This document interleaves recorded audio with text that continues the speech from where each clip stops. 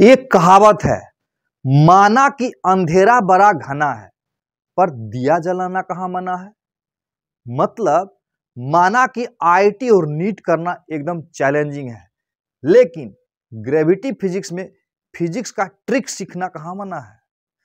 एकदम आसान हो जाएगा हमारे चैनल पर बने रहोगे तो। फिजिक्स की तो यस। तो सबसे पहले तुम लोगों का हार्दिक वेलकम है आज के लेक्चर में। आज का लेक्चर बहुत बहुत खास होने वाला है, क्योंकि आज हम लोग बात करेंगे वर्क एनर्जी पावर में वर्क एनर्जी थ्योरम को कैसे अप्लाई करेंगे प्रॉब्लम में, और कैसे सवाल को उस थ्योरम के थ्रू जल्दी जल्दी बनाएंगे। तो बने रहो आज लास्ट तक, और कॉपी पेन लेके जरूर बैठोगे। तो स्टार्ट करता हूं। एक बार ब्लू कलर में भी वेलकम ले लो। ब्लू कलर में कलर ठीक है ना। वेलकम एस कुमार सर की तरफ से। वर्क एनर्जी पावर का आज होगा लेक्चर नंबर 7, जिसमें हम लोग बात करेंगे वर्क एनर्जी थ्योरम का। तो पहले एक बार और फील ले लेते हैं कि क्या है ये वर्क एनर्जी थ्योरम, और सवाल को कैसे उस थ्योरम से जल्दी जल्दी बनाएंगे।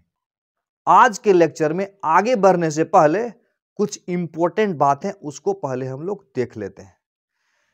क्या लिखा हुआ है? कंजर्वेशन ऑफ मैकेनिकल एनर्जी एक ये, और दूसरा work energy theorem. Work energy theorem short में लिख देता हूं मैं। दोनों को थोड़ा सा फिर से समझ लेते हैं। वर्क एनर्जी थ्योरम बोलता है कि work done bye all the forces, यानी बॉडी पर जितना भी फोर्स लगेगा सबके द्वारा वर्क डन बराबर चेंज इन काइनेटिक एनर्जी के बराबर हो जाएगा। यानी final kinetic energy minus initial kinetic energy. अब देखो वर्क एनर्जी थ्योरम के परिवार में 2 सदस्य हैं, एक ये है और इसी का एक दूसरा रूप है। वो बोलता है कि work done by external force plus work done by frictional force अब बराबर हो जाएगा final energy minus initial energy. हाँ, ये एनर्जी का मतलब टोटल मैकेनिकल एनर्जी से है, यानी फाइनल टोटल मैकेनिकल एनर्जी और इनिशियल टोटल मैकेनिकल एनर्जी। मतलब काइनेटिक प्लस पोटेंशियल 2 ही लेना है, तीसरा नहीं लेना है यहां पर। ये फ्रिक्शनल का मतलब कभी कभी ऐसे भी समझ सकते हो, work done by external force plus work done bye non conservative. यानी इस परिवार को ऐसे ऐसे सदस्य, यानी एक ही परिवार का तीनों पार्ट है, बराबर हो जाएगा EF माइनस EI, यानी वर्क एनर्जी थ्योरम परिवार है। अब यहां लिखा हुआ है कंजर्वेशन ऑफ मैकेनिकल एनर्जी। ये क्या होता है इसको ठीक से समझोगे।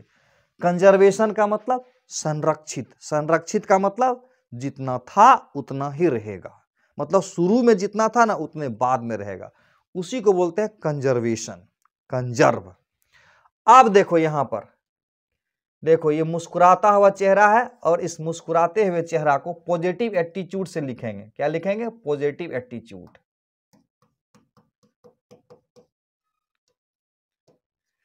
अरे हर चीज के बारे में हमारा नजरिया होता है ना, हमारा नजरिया खुद के बारे में भी होता है कि आई एम द विनर या आई एम ए लूजर। मुझे पता है you all are winner. Yes. तो बोलता है कि शुरू का एनर्जी बराबर बाद का एनर्जी, यही हुआ कंजर्वेशन। अब सवाल उठता है कि ये शुरू का एनर्जी बराबर बाद का एनर्जी कैसे आएगा?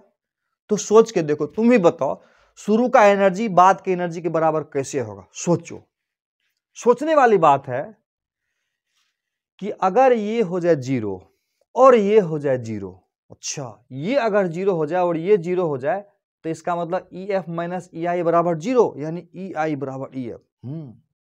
लग रहा है।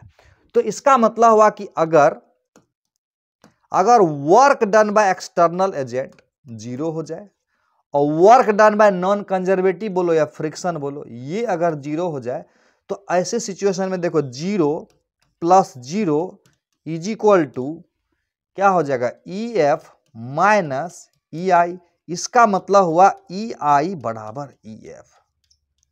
अब समझ में आया कि कंजर्वेशन ऑफ मैकेनिकल एनर्जी का फॉर्मूला, यानी ये कॉन्सेप्ट कब यूज करेंगे?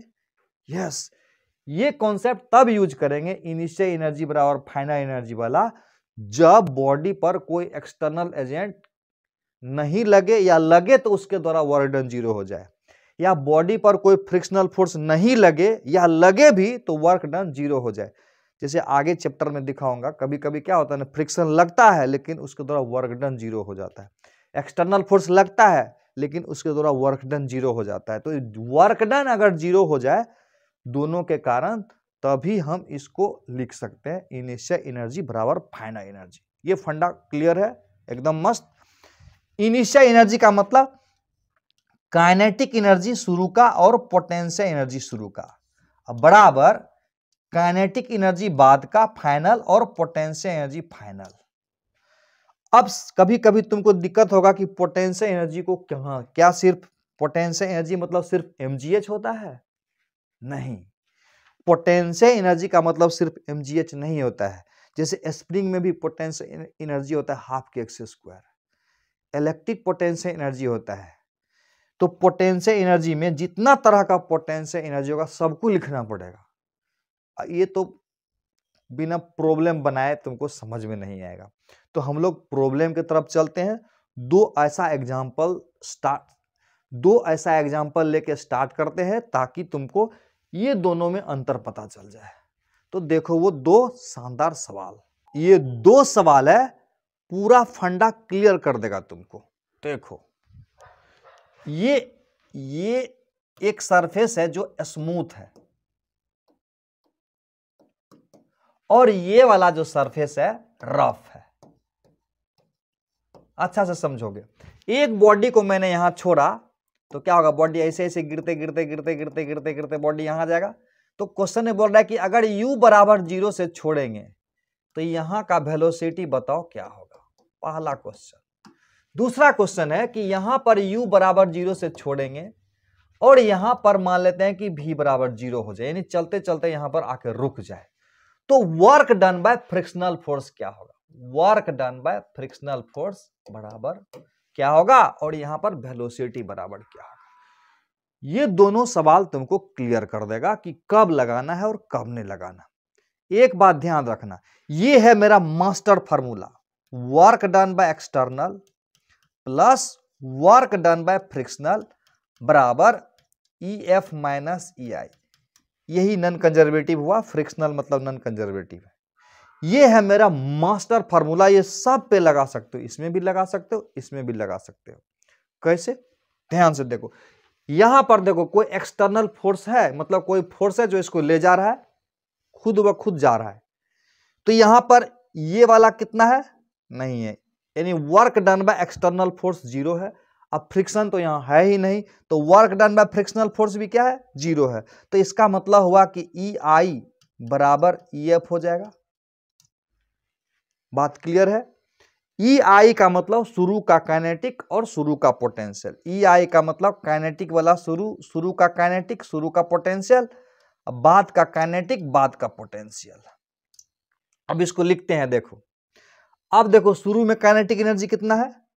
शुरू में काइनेटिक एनर्जी है हाफ m0² u² कर देता हूं, इसको 0 कर देता हूं। शुरू का काइनेटिक एनर्जी है हाफ mu² और u बराबर 0 है तो इसलिए 0 कर दिया। और शुरू का पोटेंशियल एनर्जी कितना है? यहां एक इंपॉर्टेंट बात है, जब बोले पोटेंशियल एनर्जी कितना है तो सबसे पहले तुमको चुनना होगा रिफरेंस पोजीशन। क्या चुनना होगा? रिफरेंस पोजीशन, जो कि हम किसी भी लेवल में ले सकते हैं। रिफरेंस पोजीशन का मतलब पोटेंशियल एनर्जी 0 मानना है।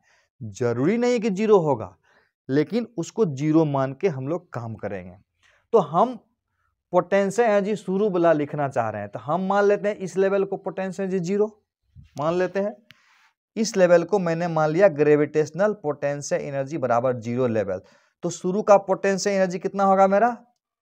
mgh1 लिख देता हूं, शुरू का पोटेंशियल एनर्जी mgh1। अब देखो बाद का काइनेटिक एनर्जी कितना होगा? शुरू वाला हो गया काम, काइनेटिक और पोटेंशियल, और बाद का काइनेटिक एनर्जी हो गया हाफ mv²। अब पोटेंशियल एनर्जी होगा mgh2। क्लियर है? तो यहां से मेरा हाफ एम वी स्क्वायर बराबर क्या हो गया, half M V square is equal to आ जाएगा M G H1 minus H2। Kinetic energy का गेन हुआ, अब पोटेंशियल एनर्जी का लॉस mgH1 माइनस mgH2, यानी gain in kinetic loss in potential. Yes, तो यहां से V का मान निकल जाएगा। तो यहां से V को कैलकुलेट करोगे तो V बराबर आ जाएगा 4 मीटर पर सेकंड, कैलकुलेट कर लोगे। ये क्लियर है। अब देखो इसमें वर्क डन बाय फ्रिक्शन कैसे निकालेंगे, बहुत आसान है। वर्क डन बाय एक्सटर्नल, हम लोग वर्क एनर्जी थ्योरम लिखते हैं, work done by external force, work done by frictional force, हम बराबर लिखेंगे ई एफ माइनस ई आई। बिल्कुल क्लियर है। तो work done by external, external agent तो यहां है नहीं, तो वर्क डन बाय एक्सटर्नल कितना होगा, 0। हाँ, वर्क डन बाय फ्रिक्शन निकालना था, वो यहां पर है। अब है कि फाइनल एनर्जी कितना होगा, तो फाइनल काइनेटिक, फाइनल वाला काइनेटिक कितना है, 0 है। फाइनल वाला पोटेंशियल कितना है, mgH2 है, सही है। माइनस इनिशियल वाला काइनेटिक एनर्जी कितना है, 0 है, और इनिशियल वाला पोटेंशियल एनर्जी कितना है, mgH1।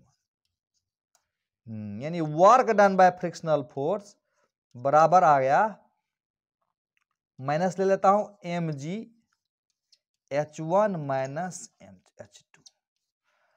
अब ये था 1 और ये था 0.2, तो 1 में से 0.2 जाएगा तो 0.8, अब 0.8 में g से गुना करोगे तो 8 हो जाएगा, और 8 में m से गुना करोगे तो माइनस 8m, रहने देता हूं m के टर्म में।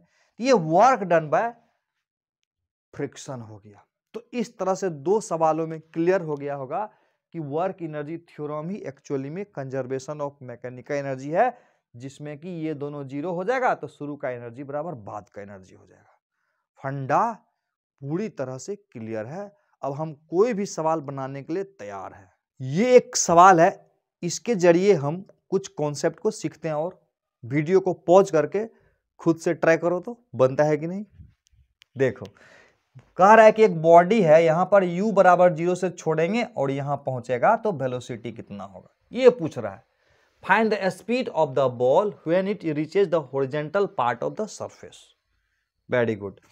अब देखो एक बात बताओ, तो यहां पर कंजर्वेशन ऑफ मैकेनिकल एनर्जी लगेगा कि नहीं लगेगा, लगेगा। क्यों लगेगा, समझो। वर्क एनर्जी थ्योरम क्या होता है, work done by external agent plus work done by frictional force बराबर final energy minus initial energy होता है। अब देखो यहां पर एक्सटर्नल एजेंट तो है ही नहीं, कोई फोर्स है जो बॉडी को वहां से वहां जाने में लग रहा हो, नहीं लग रहा है। कोई फ्रिक्शन है, स्मूथ है, क्या है, स्मूथ सरफेस है। तो इसका मतलब ये वाला 0, ये वाला 0, इसका मतलब हुआ कि इनिशियल एनर्जी बराबर फाइनल एनर्जी हो गया। बहुत आसानी से बन गया। अब देखो शुरू का एनर्जी कितना होगा, तो शुरू का एनर्जी में काइनेटिक प्लस पोटेंशियल लिखेंगे, kinetic energy plus potential energy, बाद का kinetic energy plus potential energy. अब काइनेटिक एनर्जी शुरू में कितना है, 0, half mu square, kinetic energy 0 है। पोटेंशियल एनर्जी शुरू में कितना है, तो शुरू का पोटेंशियल एनर्जी कितना होगा, पोटेंशियल एनर्जी को लिखने के लिए जैसा कि बताए रिफरेंस लेवल को चुनना होता है। तो मैंने मान लिया कि ये लेवल है रिफरेंस लेवल, रिफरेंस लेवल का पोटेंशियल एनर्जी को 0 मान लेते हैं, 0 मान लिए, तो इसका पोटेंशियल एनर्जी कितना हो जाएगा, mgh हो जाएगा, mgh। अब देखो बाद में काइनेटिक एनर्जी कितना है, half mv square, potential energy कितना है, 0 है। तो क्या हो गया, v square is equal to क्या आ जाएगा, 2gh। ऐसे भी लास्ट लेक्चर में देखे थे कि h ऊंचाई से बॉडी नीचे आता है तो स्पीड का फॉर्मूला v स्क्वायर बराबर u स्क्वायर प्लस 2gh होता है। हो गया ना, v स्क्वायर बराबर u स्क्वायर प्लस 2gh, ये वाला लगा देंगे ना, ऊपर से नीचे आएगा बॉडी तो ये डायरेक्ट लगा सकते हो, v स्क्वायर बराबर u स्क्वायर प्लस 2gh। मैंने क्या बोला था, लोग वर्क एनर्जी थ्योरम लगा के करेगा और हम लोग डायरेक्ट लगा देंगे इसको, बोले थे ना। तो v स्क्वायर बराबर u square plus 2gh direct भी लगा सकते थे, याद रखना। U बराबर 0 है तो आंसर आ जाएगा। अगला सवाल देखो, ये सवाल देखो, हम लोगों के सीट में 51 नंबर में ये क्वेश्चन दिया हुआ है, सीट को ध्यान से देख लोगे। क्वेश्चन में बोल रहा है कि एक बॉडी है जिसको h हाइट से छोड़ेंगे तो स्प्रिंग को कितना कंप्रेस करेगा, और ये सारा पार्ट स्मूथ है। कैसा पार्ट है? स्मूथ है। तो स्प्रिंग को कितना कंप्रेस करेगा। अब देखो, यहां कोई एक्सटर्नल फोर्स लग रहा है? नहीं। कोई फ्रिक्शनल फोर्स लग रहा है? नहीं। तो क्या होगा? इनिशियल एनर्जी बराबर फाइनल एनर्जी, यानी कंजर्वेशन ऑफ मैकेनिकल एनर्जी का इस्तेमाल करेंगे। बिल्कुल करेंगे, क्योंकि एक्सटर्नल फोर्स और फ्रिक्शनल फोर्स दोनों गायब है। तो देखो इस सवाल को कैसे करते हैं। ये तो क्लियर हो गया ना कि work done by external, work done by frictional बराबर EF माइनस EI। ये एक्सटर्नल भी नहीं है, फ्रिक्शनल भी नहीं है। इसका मतलब शुरू का एनर्जी बराबर बाद का एनर्जी, शुरू का एनर्जी बराबर बाद का एनर्जी। ये हमको समझ में आ गया। शुरू का एनर्जी का मतलब kinetic energy plus potential energy. अब बाद का एनर्जी का मतलब kinetic energy plus potential energy. अब देखो, शुरू में ये है इनिशियल कंडीशन है, अब बाद का हो गया ये। शुरू में वेलोसिटी कितना है? शुरू में वेलोसिटी है 0। और जब ऊपर से नीचे आएगा और स्प्रिंग को कंप्रेस करेगा, तो स्प्रिंग को कब तक कंप्रेस करेगा? कब तक कंप्रेस करेगा? जब तक कि रुकेगा नहीं, तब तक कंप्रेस करते रहेगा। तो इसका मतलब फाइनली क्या होगा? फाइनल वेलोसिटी इसका कितना होगा? 0 हो जाएगा। क्लियर है? तो शुरू में काइनेटिक एनर्जी बराबर कितना है? 0 है। अब रहा सवाल कि पोटेंशियल एनर्जी क्या होगा शुरू का। तो पोटेंशियल एनर्जी यहां पर एक mgh वाला होगा और एक स्प्रिंग वाला होगा, हाफ के एक्स स्क्वायर। तो mgh वाला तो है यहां पर, mgh वाला पोटेंशियल एनर्जी है, लेकिन स्प्रिंग में पोटेंशियल एनर्जी अभी है नहीं है। तो यानी स्प्रिंग वाला पोटेंशियल एनर्जी गायब है। अब देखो, बाद में चलते हैं, जब यहां आ जाएगा बॉडी यहां, तो यहां पर काइनेटिक एनर्जी कितना है? नहीं है। पोटेंशियल एनर्जी कितना है? तो पोटेंशियल एनर्जी के लिए मैंने इसको मान चुका हूं रेफरेंस पोजीशन है, ये मेरा रेफरेंस पोजीशन है, यानी ग्रेविटेशनल पोटेंशियल एनर्जी 0 का लेवल है, तब तो इसको mgh माने थे। तो इसका मतलब यहां का पोटेंशियल एनर्जी बराबर mgh वाला 0 है। अब एक चीज हो गया कि स्प्रिंग यहां से यहां कंप्रेस हो चुका है। नहीं, कितना कंप्रेस हो चुका है स्प्रिंग? पहले स्प्रिंग यहां था और कंप्रेस होकर अंदर चला गया है। तो स्प्रिंग कंप्रेस हो चुका है x, तो स्प्रिंग में एनर्जी हो जाएगा हाफ के एक्स स्क्वायर। यस, ये मेरा एक पोटेंशियल एनर्जी के रूप में नया टर्म आ गया। वहां तो सिर्फ mgh देखते थे ना, यहां पर mgh प्लस हाफ के एक्स स्क्वायर भी आ गया, एक्स्ट्रा आ गया। तो क्या हो गया? mgh बराबर हाफ के एक्स स्क्वायर। समझ में आया? mgh बराबर हाफ के एक्स स्क्वायर, तो x बराबर 2mgh बट्टा k का रूट। देख लो, ऑप्शन मिला लो। मिल गया ऑप्शन, वेरी गुड। कौन सा होगा? सी। चलो अब तुझे मैं कुछ हेल्पफुल टिप्स दिखाता हूं। टिप्स, मान लेते हैं ये स्प्रिंग है, ध्यान से देखना, एक स्प्रिंग है और ये स्प्रिंग अपने नेचुरल लेंथ में है। किसमें है? नेचुरल लेंथ में। तो अभी बताओ स्प्रिंग में कितना डिफॉर्मेशन है? कोई डिफॉर्मेशन नहीं। अब मान लेते हैं, अब इस स्प्रिंग, इसका मास है m, बॉडी का कितना मास है m। अब इस मास को क्या करते हैं? धीरे धीरे करके छोड़ेंगे। क्या करेंगे? धीरे धीरे करके छोड़ेंगे। तो क्या होगा? क्या होगा? धीरे धीरे करके छोड़ेंगे तो, धीरे धीरे करके छोड़ेंगे तो क्या होगा? धीरे धीरे करके छोड़ेंगे तो एक समय ऐसा आएगा कि ये रुक जाएगा। आराम से करना, लेकिन धीरे धीरे धीरे धीरे धीरे धीरे धीरे धीरे छोड़ेंगे तो क्या होगा? रुक जाएगा। यानी कब रुकेगा? ये तब मान लेते हैं कि ये वाला डिफॉर्मेशन तब तक में x0 हो गया, x0। तो इसका मतलब हुआ कि इसी को इक्विलिब्रियम पोजीशन बोल सकते हैं। इक्विलिब्रियम पोजीशन हो गया। क्यों? क्योंकि ये रुका हुआ है, नेट फोर्स 0 होगा। यानी नीचे की तरफ कौन कौन फोर्स लगेगा, नीचे की तरफ लगेगा mg, और ऊपर की तरफ ये स्प्रिंग लगाएगा अपना फोर्स kx0। यानी इक्विलिब्रियम पोजीशन में kx0 बराबर mg हो जाएगा, यानी x0 is equal to mg by k हो जाएगा, mg बाय k हो जाएगा, x0 इज इक्वल टू। पहला सिचुएशन समझ में आ गया। बॉडी को उसके नेचुरल पोजीशन से धीरे धीरे करके छोड़ेंगे, धीरे धीरे करके छोड़ेंगे, तो जब वो इक्विलिब्रियम में आएगा तो x0 बराबर mg बटा k हो जाएगा। x0 मतलब जब स्प्रिंग इक्विलिब्रियम पोजीशन में रहेगा तब का डिफॉर्मेशन, x0 बराबर mg बाय k होगा। अब क्या करते हैं, दूसरा सिचुएशन ये है कि बॉडी अपना नेचुरल पोजीशन में था, मान लेते हैं ये स्प्रिंग अपने नेचुरल लेंथ में है और इसको u बराबर 0 से, जैसे यहां था ना, एकदम सडनली छोड़ देंगे। क्या करेंगे, ऐसे पकड़े हुए हैं और सडनली छोड़ देंगे, तो क्या होगा पता है, होगा क्या, बताओ क्या होगा। चलते चलते चलते चलते चलते बॉडी गिरते गिरते गिरते गिरते गिरते गिरते गिरते गिरते रुक जाएगा, और रुकने के बाद फिर मारेगा ऊपर की तरफ। तो हमको वो नहीं बोलता है कि मैक्सिमम इलोंगेशन कितना होगा, मैक्सिमम इलोंगेशन। बात समझ में आ रहा है।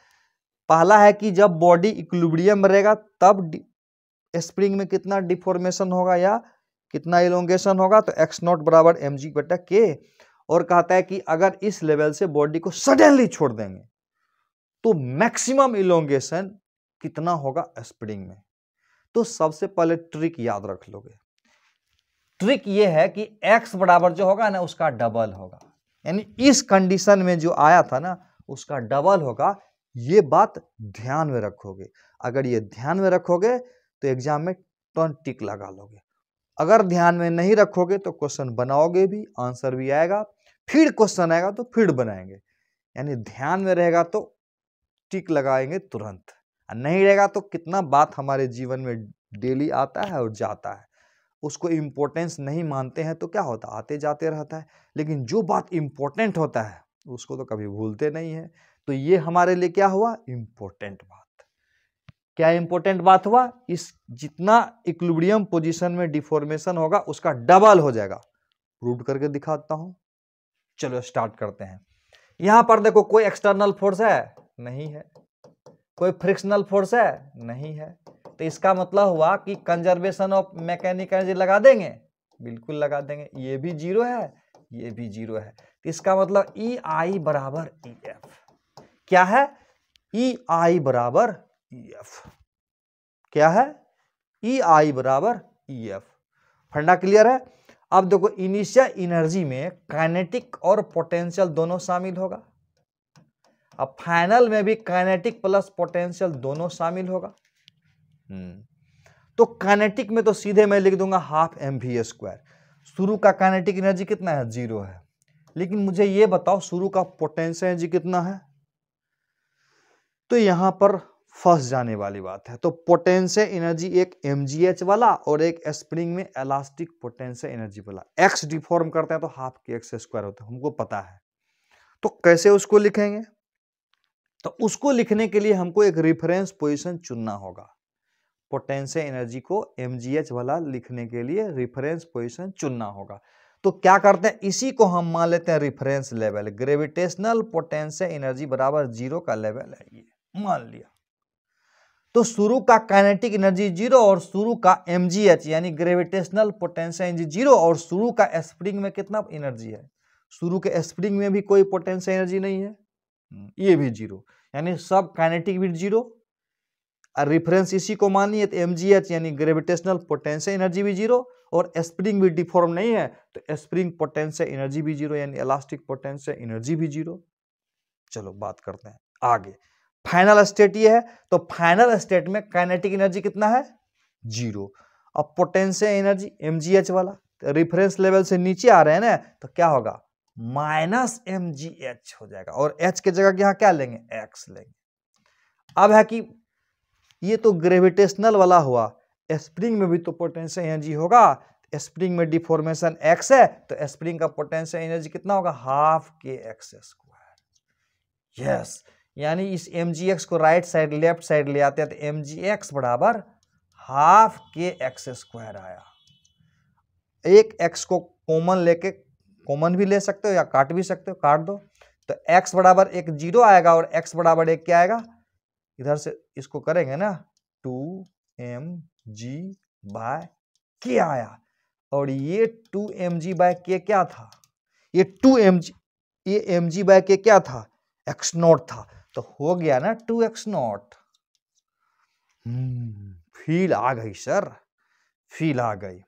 इसमें एक बात ध्यान दिया था ना, mg हमेशा लगते रहता था, mg हमेशा लग रहा था, यानी यही mg इसको नीचे की तरफ लाया।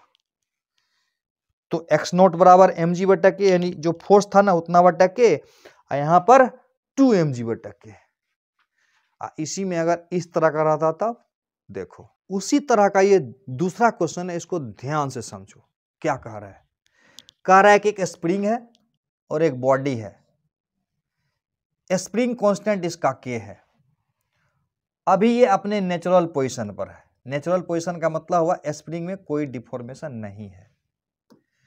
अब बोल रहा है इस पर एक कांस्टेंट फोर्स लगाएंगे, कांस्टेंट फोर्स, कांस्टेंट फोर्स।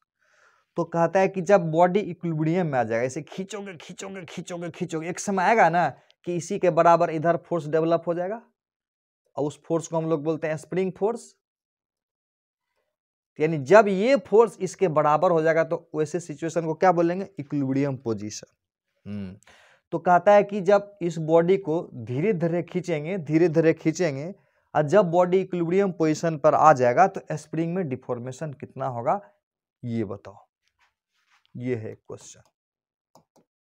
दूसरा सवाल है कि अगर वही बॉडी है और नेचुरल पोजीशन पर है और उस इधर एक फोर्स लगाएंगे, क्या करेंगे, फोर्स लगाएंगे, लेकिन धीरे धीरे नहीं, एकदम फोर्स F का वैल्यू जितना है ना उतना लगाते चलेंगे, यानी F का जो वैल्यू है ना उसको लगाएंगे। तो कह रहा है कि मैक्सिमम इलोंगेशन कितना होगा। मैक्सिमम इलोंगेशन का मतलब अंत में बॉडी रुक जाएगा, तब तक में कितना डिफॉर्मेशन हो जाएगा। क्वेश्चन समझ में आ रहा है। जैसे कि बोले थे वहां पर स्प्रिंग को धीरे धीरे लाएंगे, इक्विलिब्रियम आएगा तो mg बराबर kx0 था, और छोड़ देते थे सडनली तो क्या होता था, डबल हो जाता था उसका। ठीक इसमें भी वही कॉन्सेप्ट लगेगा। बताओ तो सबसे पहले x0 बराबर क्या होगा, बहुत आसान है। बॉडी अगर इक्विलिब्रियम में है तो जितना फोर्स दाया उतना फोर्स बाया, तो F बराबर क्या हो जाएगा, kx0, यानी kx0 बराबर हो जाएगा F, तो x0 बराबर क्या हो जाएगा, F/k हो जाएगा। पहला क्लियर है। तो इसका मतलब ये तो हमको ज्ञान हो चुका है कि ये हो जाएगा 2x0 यानी 2F/k। यकीन नहीं हो रहा है ना, यकीन नहीं हो रहा है तो निकाल के दिखा देता हूं। अच्छा इसमें बताओ तो वर्क एनर्जी थ्योरम लगेगा। वर्क एनर्जी थ्योरम तो हमेशा लगता है। कंजर्वेशन ऑफ मैकेनिकल एनर्जी लगेगा क्या, क्या कंजर्वेशन ऑफ मैकेनिकल एनर्जी लगेगा क्या, नहीं लगेगा, क्योंकि एक्सटर्नल फोर्स लग रहा था। वहां mg जो था ना वो कंजर्वेटिव फोर्स था, उसमें लगेगा। समझ में आ रहा है। तो यानी इसमें एक्सटर्नल फोर्स की बात हो रही थी ना, कंजर्वेटिव की बात कहां हो रही थी, external force plus work done by frictional force बराबर होता है ना EF माइनस EI।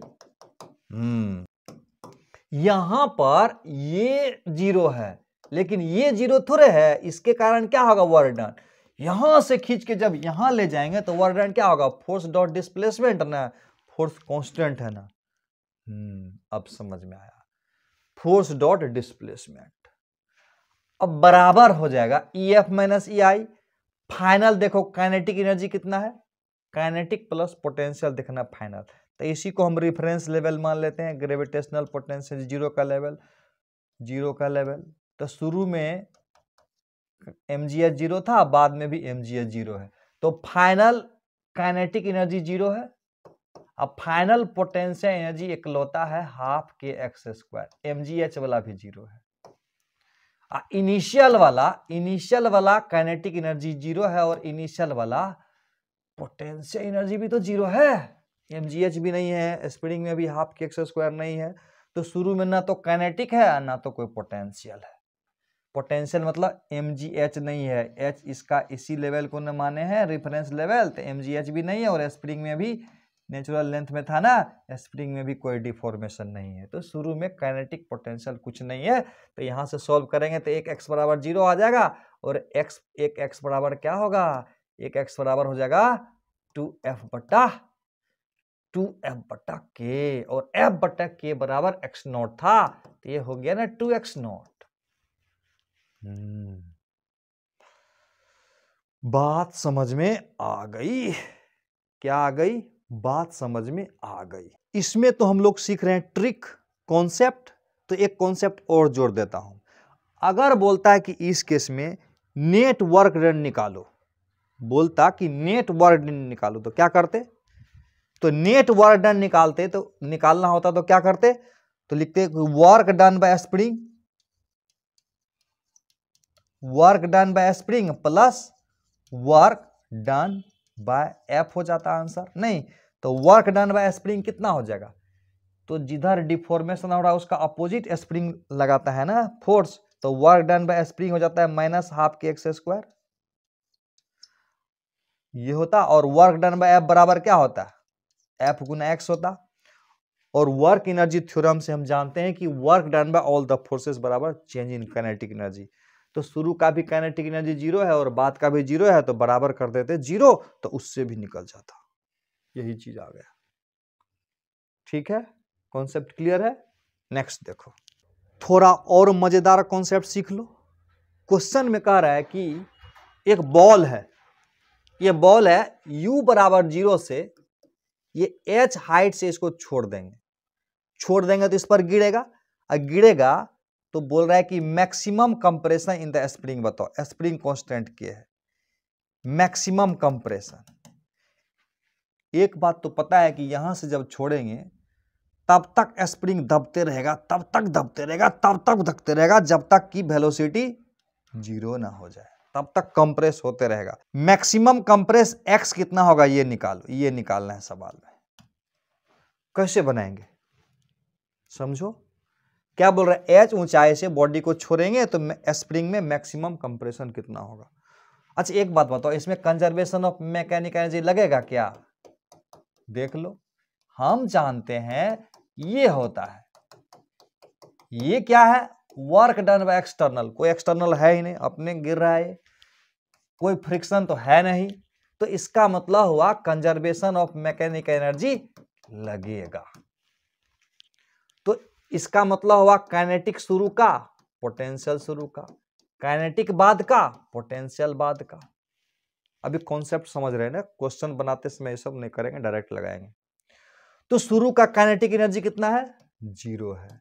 अब सवाल होता है कि शुरू का पोटेंशियल एनर्जी कितना होगा, तो जैसा कि पता है कि पोटेंशियल एनर्जी दो तरह का होगा यहाँ पर, एक ग्रेविटेशनल पोटेंशियल एनर्जी और दूसरा स्प्रिंग पोटेंशियल एनर्जी। तो ग्रेविटेशनल पोटेंशियल एनर्जी लिखना होगा तो रेफरेंस पोजीशन चुनना होगा, तो मैं मान लिया कि इसको रेफरेंस पोजीशन, यहाँ का ग्रेविटेशनल पोटेंशियल एनर्जी 0, तो शुरू का पोटेंशियल एनर्जी कितना होगा, x यहाँ दबा है और x ऊंचा, h ऊंचा है ये, तो हो जाएगा mgh प्लस x हो जाएगा शुरू का पोटेंशियल एनर्जी ग्रेविटेशनल वाला।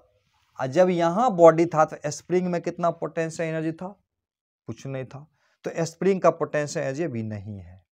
जब यहां बॉडी पहुंचेगा तो काइनेटिक एनर्जी कितना है, काइनेटिक एनर्जी 0 है। mgh वाला कितना है, ये mgh वाला भी 0 है। स्प्रिंग में पोटेंशियल एनर्जी कितना है, स्प्रिंग में पोटेंशियल एनर्जी हो जाएगा ½ kx²। समझ में आ रहा है, और इसी को सॉल्व कर लेंगे तो x का मान आ जाएगा, इसको सॉल्व करेंगे तो x का मान आ जाएगा। क्वेश्चन रहेगा, तुमको इंपॉर्टेंट सवाल है। दूसरा पूछेगा कि नेट वर्क डन कितना होगा बताओ, क्या पूछेगा, नेट वर्क डन निकालो, ये कहेगा, बोलेगा नेट वर्क डन निकालो। तो प्रश्न उठता है कि ये नेट वर्क डन क्या होगा, तो आप देखो यहां पर नेट वर्क डन मतलब जितना फोर्स लग रहा है ना उसके दौरान वर्क डन होगा। तो फोर्स कौन कौन है, तो इसका मतलब हमको निकालना है वर्क डन बाय mg, नहीं, वर्क डन बाय mg निकालना है plus work done bye spring force, जो भी है यही निकालना है ना, यही हुआ टोटल वर्क डन। अब देखो यहां से यहां जब आएगा तो mg की तरह वर्क डन कितना होगा, ऊपर से नीचे अगर बॉडी आता है तो mg की तरह वर्क डन होगा mgh, तो h की जगह कितना हो जाएगा mgh प्लस x, ये वर्क डन बाय mg है।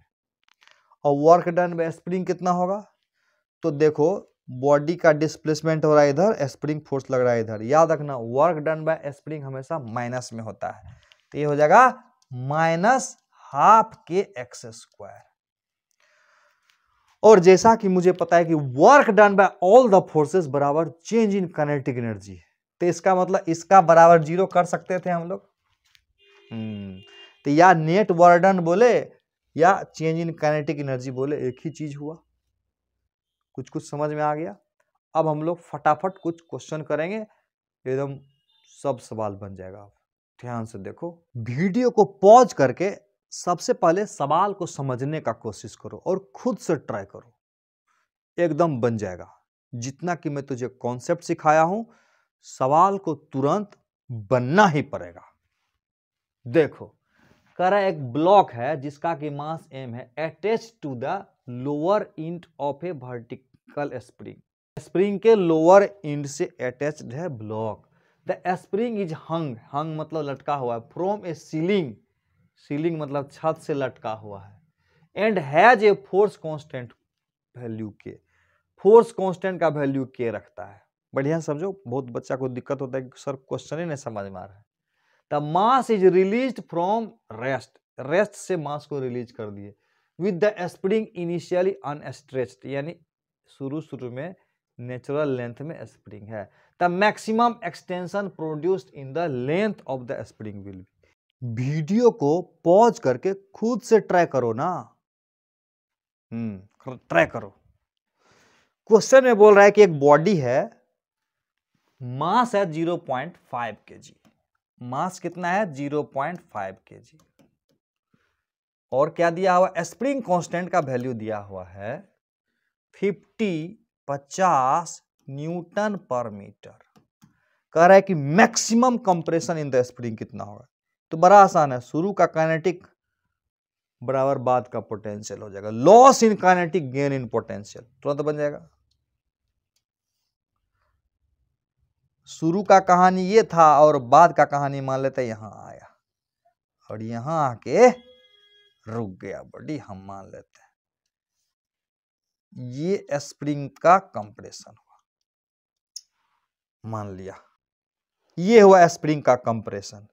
तो कैसे बनेगा, बहुत आसान है, ये तो अब समझ में आ गया होगा, ये नहीं है बराबर ये माइनस ये, तो ये जीरो, यानी ई आई बराबर ई एफ। जब ई आई बराबर ई एफ होता है तो डायरेक्ट देखो शुरू का एनर्जी कितना है, शुरू में देख के वो energy half M U square, kinetic है, पोटेंशियल है, इसी को रेफरेंस लेवल मान लो, रेफरेंस लेवल मान लो। तो शुरू में पोटेंशियल एनर्जी कितना है, बिल्कुल नहीं, mgh भी नहीं है, और स्प्रिंग में कितना पोटेंशियल एनर्जी है, वो भी नहीं है, तो स्प्रिंग पोटेंशियल एनर्जी भी नहीं है, mgh वाला पोटेंशियल एनर्जी भी नहीं है, तो बस एक ही होगा।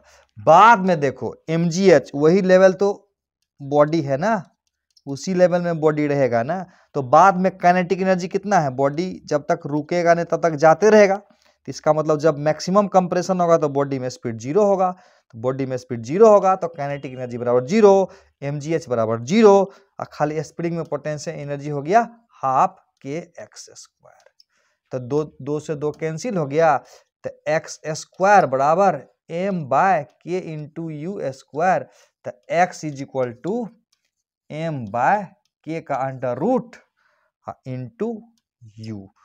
बाकी काम कर लोगे, कैसे कर लोगे, कर देता हूं मैं। m का वैल्यू कितना है, m का वैल्यू था 0.5 kg और k का वैल्यू है 50, और इसमें लग गया रूट, अगुना u का वैल्यू 1.5 इंटू 1.5, तो बड़ा आसान है, ये क्या हो जाएगा ये 5 यानी 1/100 हो जाएगा। ये 5 5 कैंसिल हो गया, 1/100 गुना 1.5, ये हो गया 1/10 और गुना 1.5, इसका मतलब 0.15 मीटर।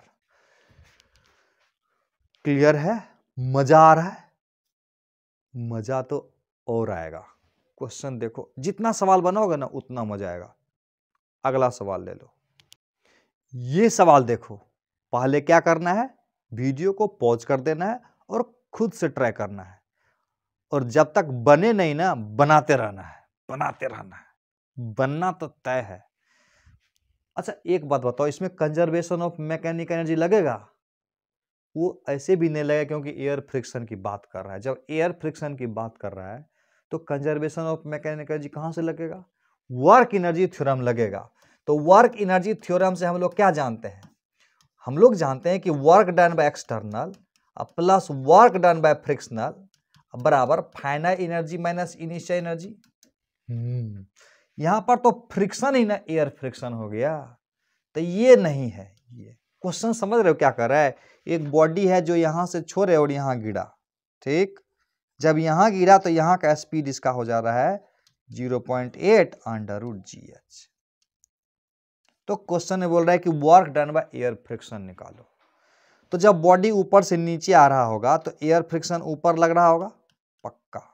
एक तो क्लियर है कि इसका आंसर निगेटिव होगा। ये तुमको समझ में आ रहा है कि आंसर निगेटिव क्यों होगा?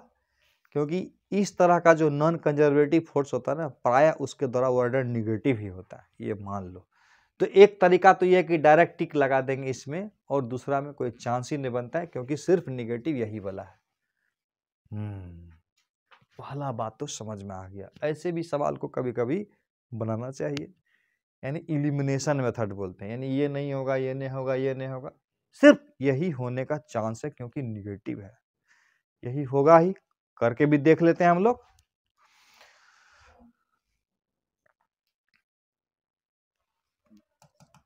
mg लगेगा नीचे ना, very good.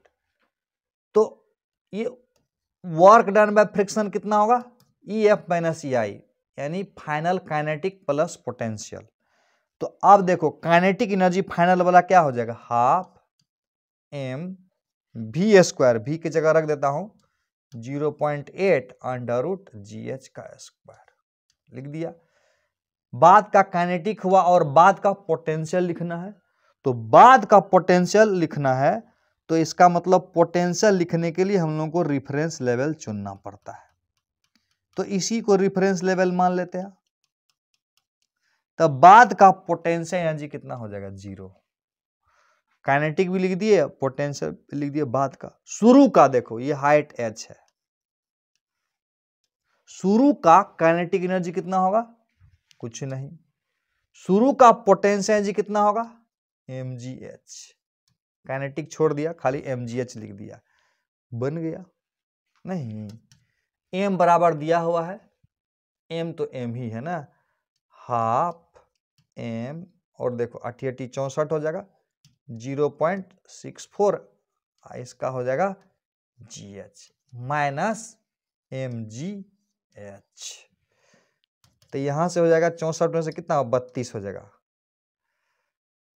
0.32 mgh minus mgh, यानी एक में से 32 गया तो कितना हो गया? Minus 0.68 mgh। पहले भी बोले थे कि निगेटिव ही आना चाहिए था, निगेटिव ही आया।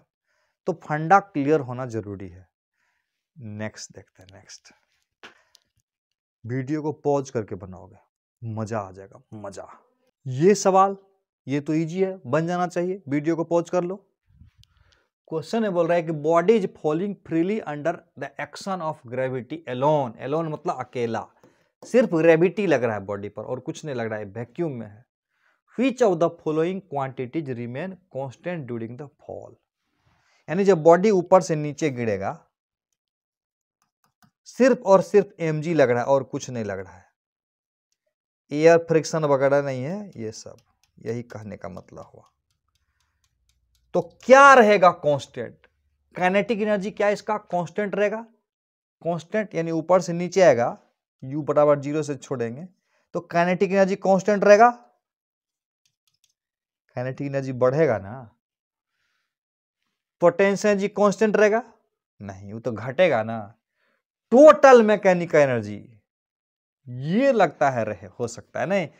टोटल लीनियर मोमेंटम, मोमेंटम मतलब मास इनटू वेलोसिटी, मोमेंटम बढ़ते जाएगा, काइनेटिक एनर्जी बढ़ते चलेगा, पोटेंशियल एनर्जी घटते जाएगा। लेकिन टोटल एनर्जी बताए थे ना, क्या बताए थे, जब कोई एक्सटर्नल ना हो, जब कोई फ्रिक्शनल ना हो, तो वैसे सिचुएशन में EF माइनस EI होता है, ये नहीं है, ये नहीं है, तो इसका मतलब EI बराबर EF हो जाएगा। पूरा फील के साथ बना रहे हैं ना हम लोग, फील के साथ। NCERT एग्जाम्पलर का क्वेश्चन है। हाँ, तो अगला देखो, वीडियो को पॉज करके खुद से बनाने का कोशिश करेंगे। क्वेश्चन में दिया देखो, NCERT एग्जाम्पलर का क्वेश्चन है, 47 नंबर हम लोगों के सीट में दिया है। सीट में, सीट है ना साथ में, तब आएगा मजा पढ़ने का, अगर सीट लेके पढ़ोगे तो। क्वेश्चन में बोल रहा है देखो, एक इंक्लाइन प्लेन ये है और एक इंक्लाइन प्लेन है, इसमें 1 को छोड़े, इसमें 2 को छोड़े। तो ऑप्शन में दिया हुआ है कि दोनों सेम स्पीड से पहुंचेगा, दोनों डिफरेंट से पहुंचेगा, टाइम कौन लेगा, कौन ज्यादा लेगा, इस तरह का क्वेश्चन है। बनेगा, बन जाएगा। अच्छा, तुमको पता है ना ये सब चीज, work done by external, work done by frictional बराबर फाइनल एनर्जी माइनस इनिशियल, ये भी नहीं, ये भी नहीं, तो शुरू का एनर्जी बराबर बाद का।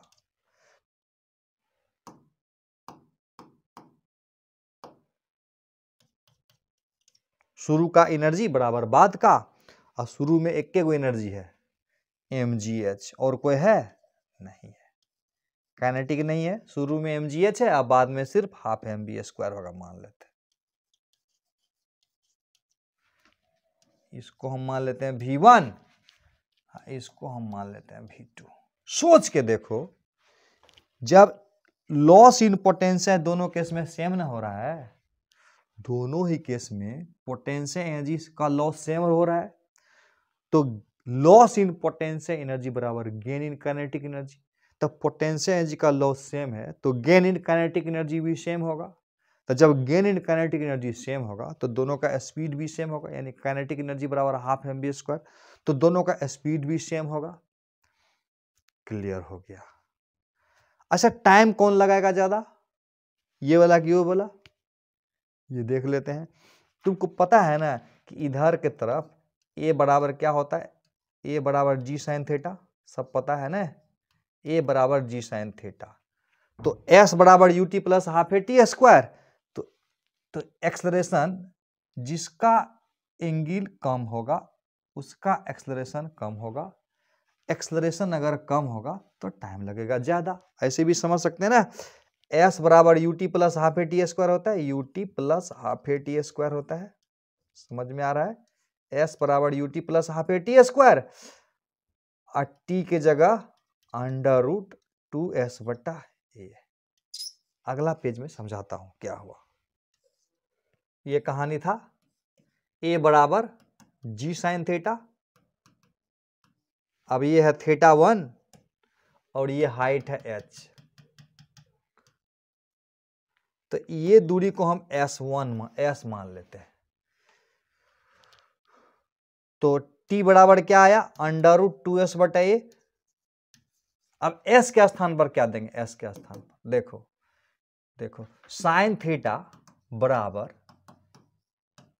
h/s हो जाएगा, s बराबर h/sin थीटा हो जाएगा, s बराबर h/sin थीटा। लिख देता हूं मैं 2s की जगह h/sin थीटा, और a की जगह क्या रख देंगे, g sin थीटा, नहीं, यानी √2h/g sin स्क्वायर थीटा।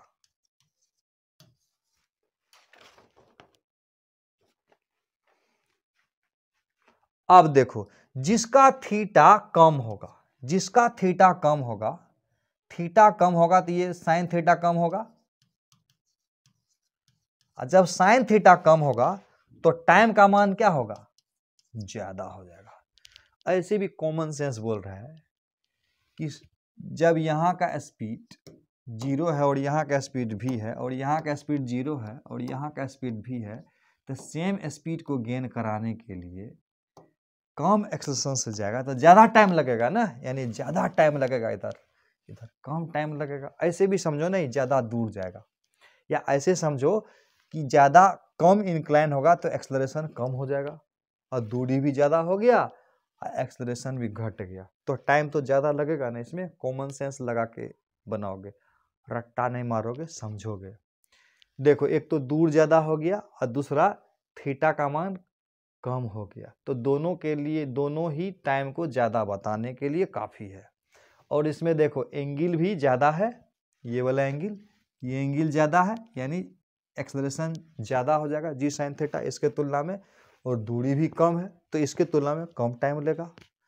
तो इसका कौन सा ऑप्शन होगा, ध्यान से देखो, सोच के बताओ कौन सा ऑप्शन सही होना चाहिए इसका, है ना। पहला ऑप्शन में बोल रहा है कि both the stone reach the bottom at the same time, एक ही टाइम पे पहुंचेगा, ये तो खलास हो गया, ये तो होगा नहीं। 2 नंबर देखो, both the stone reach the bottom at the same speed, ये हो सकता है, but stone 1 reaches the bottom earlier than 2, गलत, ये गलत हो गया, स्टोन 1 लेट से पहुंचेगा। Both the stone reach the bottom with the same speed, यहां तक तो सही है, and stone 2 reach the bottom earlier than stone 1, yes, C number का चांस 100% है नहीं। अब डी नंबर देख के क्या करोगे, अगर ओनली 1 चॉइस है तो ऐसे देख लो, अभी सीख रहे हैं तो। Both the stone reach the bottom at different time, ये तो सही है, एंड विथ डिफरेंट स्पीड, ये गलत है, स्पीड तो सेम रहेगा, क्लियर है। अब नेक्स्ट क्वेश्चन देखते हैं और भी तुम्हारा फंडा क्लियर होगा। वीडियो को पहले पॉज करोगे, खुद से ट्राई करोगे। कुछ देर पहले इसको सिखाए थे ना कि net work done in the process क्या होगा, तो net work in the process किसके किसके कारण होगा, ध्यान से पहले वाला कॉन्सेप्ट को एक बार रिपीट कर लो। चलो मैं एक बार बता देता हूं। नेट वर्क डन जो होगा, वर्क डन बाय mg होगा, plus work done bye F spring होगा, एफ स्प्रिंग, स्प्रिंग फोर्स। तो ये इसके द्वारा वर्क डन कितना होगा, ऊपर से नीचे अगर h हाइट से गिर रहा है और बोल रहा है स्प्रिंग को डी कंप्रेस कर रहा है, कितना कंप्रेस कर रहा है, डी, तो स्प्रिंग mg की तरह वर्क डन कितना होगा, plus mg into H plus D ना, mg तो यहां से उसको यहां तक न लाएगा बॉडी को, तो वर्क डन में mg क्या होगा, plus mg h plus D. Spring के द्वारा वर्क डन, स्प्रिंग कितना कंप्रेस हो रहा है, डी, तो स्प्रिंग के द्वारा वर्क डन हो जाएगा ना हाफ के एक्स स्क्वायर, और एक्स की जगह रख देंगे डी, बिल्कुल क्लियर है। नेक्स्ट क्वेश्चन देखो, सारा क्वेश्चन को वीडियो पॉज करके बनाओगे, खुद से प्रैक्टिस करोगे, एकदम माहिर हो जाओगे सवाल बनाने में। नेक्स्ट क्वेश्चन देखो, वीडियो को पॉज कर लो, क्वेश्चन में क्या कह रहा है ध्यान से देखो। कह रहा है कि एक बॉडी को एक रेन ड्रॉप है, रेन ड्रॉप है, रेन ड्रॉप मान लेते हैं, हैविंग मास 1 ग्राम, मास बराबर जो है ना 1 ग्राम है, falling from A height 1 kilometre, ये हाइट जो है 1 किलोमीटर है, 1 किलोमीटर, हम लोग तो 1000 में लेते हैं ना, 1 किलोमीटर को 1000 मीटर कर देंगे, 1 किलोमीटर से गिर रहा है। कांस्टेंट वैल्यू जी बराबर कांस्टेंट लेना है और 10 मीटर पर सेकंड स्क्वायर लेना है। Work done by gravitational force, work done by gravitational force क्या होगा, वो तो हम लोग जानते हैं, ऊपर से नीचे आएगा तो प्लस mgh हो जाएगा। और रेसिस्टिव फोर्स क्या होगा, एयर के द्वारा। तो पहले वर्क डन बाय mg कर देता हूं मैं, वर्क डन बाय mg जब करेंगे तो क्या होगा, सीधे सीधे ऊपर से नीचे आएगा, तो वर्क डन बाय ग्रेविटी बराबर प्लस mgh, ये सब तो सीख के रख चुके हैं हम लोग। m के जगह 1 ग्राम है, तो यानी ये kg हो गया m, और g के जगह 10 और h के जगह 1000, ये 1000 में 1000 गया, 10 जूल हुआ। पहला बात है कि वर्क डन बाय mg बराबर 10 जूल है। ऑप्शन में सिर्फ एक ही 10 जूल दिखा रहा है, तो इसका मतलब दूसरा होने का तो चांस है ही नहीं। चलो रही बात कि अभी क्वेश्चन सीख रहे हैं, तो ये वाला पार्ट भी बता देता हूं। एग्जाम में बोलेगा तो अब टिक लग चुका है, अब कुछ नहीं करना है। रेसिस्टिव फोर्स ऑफ एयर के द्वारा कितना वर्क डन होगा। देखो जब बॉडी नीचे आ रहा होगा तो mg लग रहा होगा नीचे, और फ्रिक्शन फोर्स एयर जो लगाएगा ना, रेसिस्टिव फोर्स, वो ऊपर लगाएगा। तो ये हम लोगों को पता है क्या करना है, वर्क डन बाय एक्सटर्नल जो है नहीं, और वर्क डन बाय फ्रिक्शनल जो निकालना है, बराबर EF माइनस EI। तो ये तो है नहीं, तो वर्क डन बाय फ्रिक्शन, यही तो एयर हुआ, ये निगेटिव होना चाहिए, ये निगेटिव होना चाहिए। इसका मतलब या तो ये होगा, या तो ये होगा, या तो ये होगा। ये तीन चॉइस है निगेटिव में, लेकिन 10 के साथ ये मैच कर रहा है। चेक कर लेते हैं। तो फाइनल एनर्जी फाइनल कहता है कि it hits the ground 50 metre per second, यानी यहां का स्पीड इसका 50 मीटर पर सेकेंड हो जा रहा है। v बराबर है 50 मीटर पर सेकेंड। तो इसका मतलब final kinetic energy half m लिख लेता हूं मैं, half m v square, half m v square. Final हुआ काइनेटिक, इसी को रिफरेंस लेवल मान लेते हैं। तब फाइनल काइनेटिक ये हुआ, लिख दिए। अब फाइनल वाला पोटेंशियल 0, फाइनल वाला काम हो गया। अब इनिशियल वाला काइनेटिक 0, और इनिशियल वाला पोटेंशियल mgh, तो माइनस mgh करना है। m की जगह कितना लिखता हूँ, 1/1000 g बराबर 10 ले लो, और h बराबर 1000। तो ये कैंसिल हो गया, -10 हुआ नहीं, -10 हुआ, यहाँ हुआ 2500 आ गया ना, ये आ गया।